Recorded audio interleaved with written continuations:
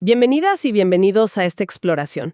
Hoy nos vamos a meter de lleno en esas ideas que construyeron nuestra sociedad, nuestro derecho moderno. Sí, vamos a mirar de cerca dos revoluciones clave, ¿no? La estadounidense, la francesa. Exacto. Y lo haremos con textos de sociología del derecho que nos traen a dos pensadores fundamentales, Alexis de Tocqueville y Augusto Comte. Claro. La idea es ver cómo conceptos como igualdad, libertad o incluso la razón se transformaron en leyes, en instituciones que, bueno, todavía nos rigen. Vamos a analizar cómo nacieron la Constitución de el Código Napoleónico. Y también cómo surgió la sociología misma, como esa ciencia que intenta explicar cómo funcionamos en sociedad. Perfecto.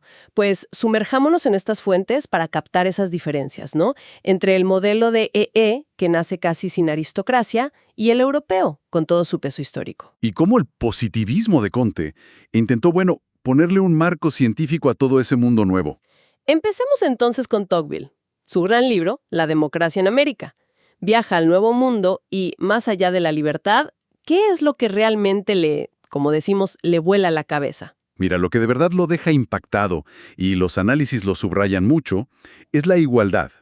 La igualdad de condiciones. Ajá. Mientras en Europa seguían esas jerarquías súper rígidas, ¿no? Heredadas de la aristocracia, de la monarquía. Claro, nacer noble o plebeyo te marcaba. Totalmente. En Estados Unidos, él ve que esa nobleza de sangre, digamos, no existe.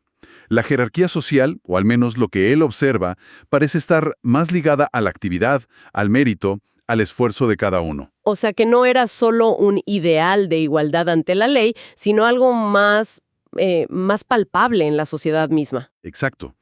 Tocqueville describe una sociedad con clases medias muy fuertes, una distribución de la riqueza que le parece más equitativa que la europea. Y una movilidad social que para él era sorprendente, ¿no? Sí, y él ve una conexión directa con las instituciones. Como no había ese pasado feudal, esa nobleza con privilegios históricos que defender.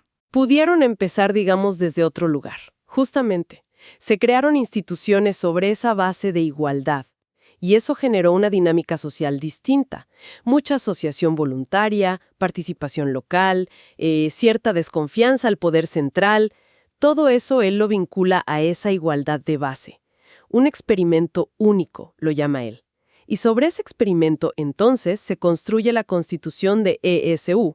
Nos la presentan siempre como la primera escrita, democrática, federal, republicana, una innovación total. Sí, lo fue. Pero el arranque no fue tan fácil, ¿verdad? Los textos mencionan un problema económico bastante gordo después de la Guerra de Independencia. Totalmente. Hay que imaginarse la escena. La guerra se había financiado como se pudo, emitiendo bonos del tesoro sin mucho respaldo real. Claro. El gobierno tomaba recursos, caballos, comida, lo que fuera, y a cambio daba unos papelitos que prometían un pago a futuro. Y al terminar la guerra, la pregunta era, ¿y ahora qué hacemos con estos papelitos? Exacto. ¿Cómo se pagan? ¿Y a quién? Porque la confianza en esos bonos era mínima. Su valor en el mercado se había ido al piso. Ahí estaba el dilema. Pagar el valor que decía el papel, el face value, o pagar lo que realmente valían, que era casi nada. Bueno, y acá la historia se pone interesante. James Madison, figura clave, luego secretario del Tesoro, defendió a muerte pagar el valor nominal completo. ¿Con qué argumento? El argumento era de Estado. Había que generar credibilidad financiera para el nuevo país. Si no pagaban sus deudas de entrada, mal empezaban. Tiene lógica. Pero había algo más, ¿no? Ahí está el detalle crucial que resaltan los análisis. Resulta que muchos miembros del Congreso, y gente influyente, habían estado comprando esos bonos depreciados. A precio de ganga. Claro, compraban un bono que decía 100 por, quizás 10 o 20. Y después, desde sus puestos, impulsaban la ley para que el Estado se los pagara a 100. Increíble, o sea, el primer caso de fondos buitre, podríamos decir hoy.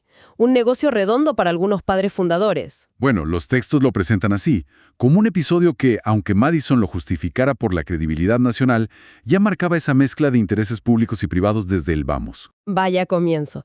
Y fíjate que poco después, en 1803, viene otro momento clave. El caso Marbury contra Madison. Ah, sí, fundamental. Fundamental, porque ese fallo no solo resuelve una disputa puntual, sino que establece el principio del judicial review, el control de constitucionalidad.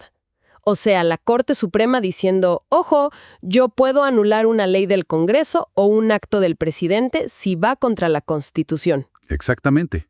Se arroga ese poder, un pilar del equilibrio de poderes en Estados Unidos que nace de esa tensión inicial. Fascinante.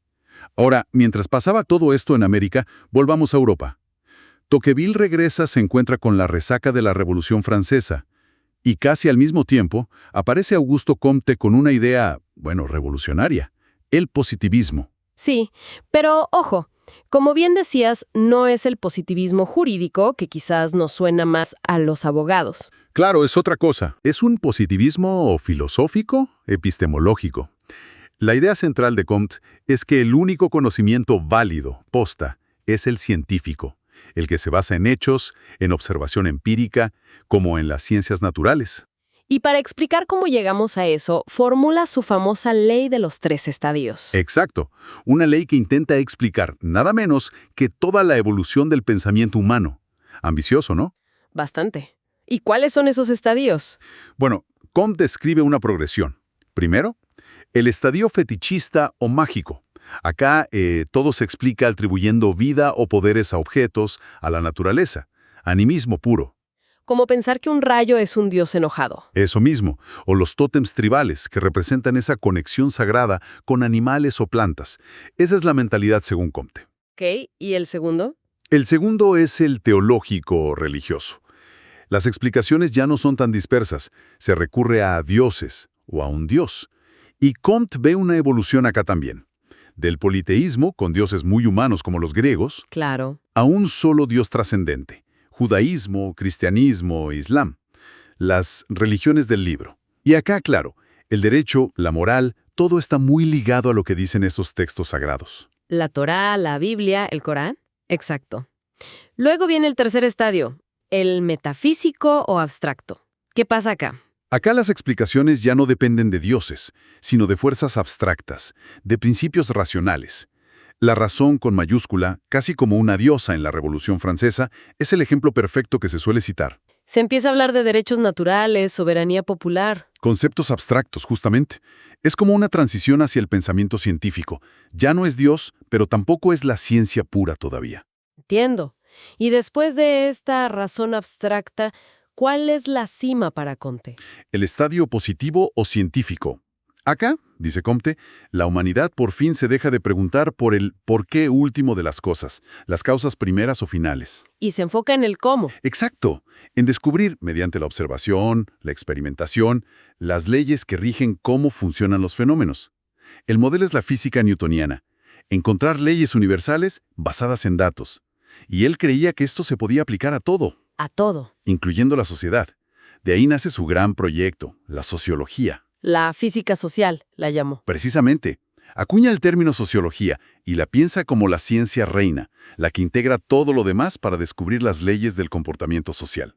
Creía firmemente que se podían encontrar esas leyes, como se encontró la ley de gravedad. Incluso propuso una religión positiva. Sí, una religión de la humanidad, con científicos como sacerdotes y culto a los grandes pensadores.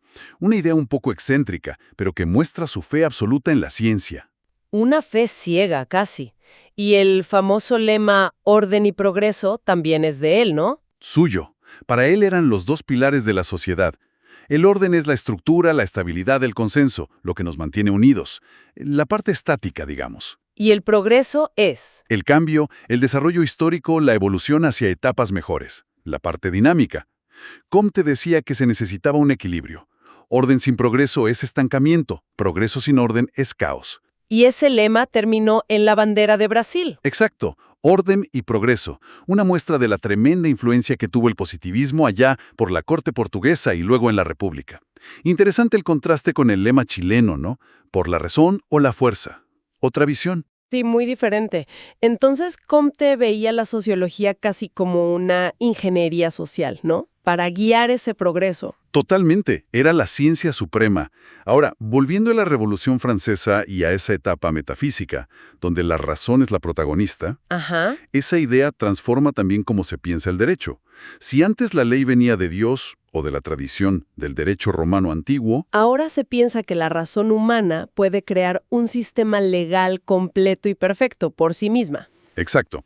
Y la herramienta para eso va a ser el código. Se recupera la idea romana del código, pero con una confianza enorme en que la razón puede preverlo todo, regularlo todo de forma clara y lógica. Y ahí es donde entra Napoleón con su famoso código. El Código Civil francés de 1804, el Código Napoleónico, es la gran obra de ese racionalismo jurídico.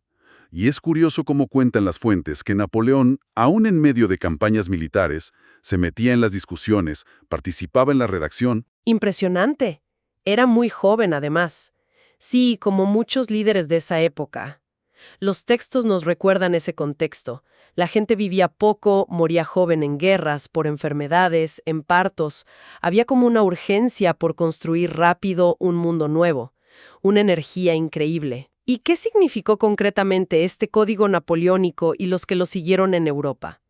¿Qué cambió en cómo entendemos el derecho? Significó básicamente el nacimiento y la consolidación del positivismo jurídico, que, insistimos, es distinto del positivismo filosófico de Comte. ¿Cuál es la idea central de este positivismo jurídico? La idea es simple pero radical. El derecho es la ley escrita. Punto. Lo que está en el código promulgado por quien tiene la autoridad, eso es derecho. Lo que está fuera, bueno, no es derecho, o es secundario, supletorio. Y el juez simplemente aplica la ley. Claro, la aplica lógicamente, sin interpretaciones creativas, sin meterse en si es justo o injusto más allá de lo que dice el texto. El código, como producto de la razón del legislador, es la fuente suprema, casi única. Y este modelo, bueno, se expandió por toda Europa continental y gran parte de América Latina. Moldeó nuestros sistemas legales hasta hoy. Pero claro, este enfoque tan centrado en la ley escrita, en la razón europea, en la ciencia como único saber válido, tuvo sus problemas. Generó críticas. Sí, varios problemas. Por un lado, el positivismo filosófico de Comte, con su escalera de estadios, a veces sirvió para justificar el colonialismo. Peor, podía ver a otras culturas en estadios inferiores, fetichistas o teológicos, y sentir que tenía una misión civilizatoria. Claro, una justificación para la dominación. Se le critica eso, ¿no? Que esa supuesta objetividad científica escondía en realidad prejuicios eurocéntricos. Entiendo.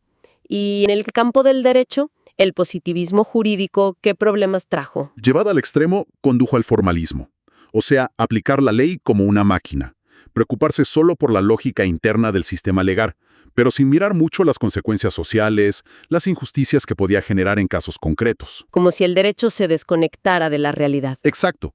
Corría el riesgo de volverse un juego abstracto, donde una norma válida formalmente podía ser terriblemente injusta en la práctica. Y me imagino que esa desconexión generó una reacción.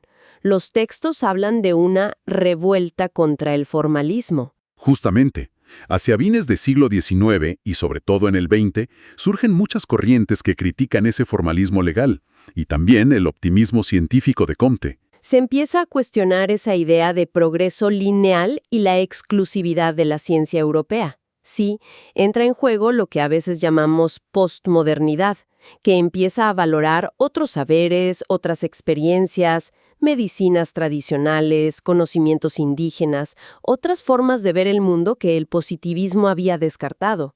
Y en el derecho, ¿cómo se ve eso? Surgen escuelas que buscan reconectar el derecho con la sociedad. La jurisprudencia sociológica, el realismo jurídico en Estados Unidos, las teorías críticas.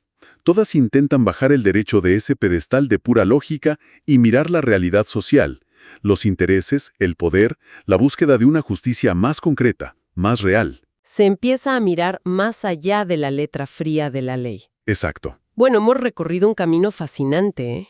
Desde Tocqueville y su sorpresa con la igualdad en América, Pasando por esa creación tan pragmática y con sus intereses de la Constitución estadounidense. hasta llegar al sueño de Comte de una sociología científica que ordene el mundo. Ujú. Y vimos cómo esa razón, endiosada en la Revolución Francesa, se materializó en el Código Napoleónico, fundando el positivismo jurídico. La ley es lo que está escrito. Un modelo que fue clave, sin duda, pero que también mostró sus límites y generó debates que siguen vivos. Totalmente. Nos queda entonces una última reflexión, quizá. Comte soñaba con esa sociología, esa física social basada en datos, como la guía para solucionar los problemas humanos. La pregunta que podríamos dejar flotando después de todo este recorrido es, bueno, en nuestro mundo de hoy, tan complejo, tan rápido, lleno de emociones, de redes sociales, de desinformación, ¿qué quedó de esa promesa positivista? Claro. ¿Lograron las ciencias sociales ser esa brújula objetiva que él imaginó? ¿O quizás hemos descubierto que la física social es mucho más impredecible, más caótica, más subjetiva de lo que el optimismo científico del siglo XIX podía suponer?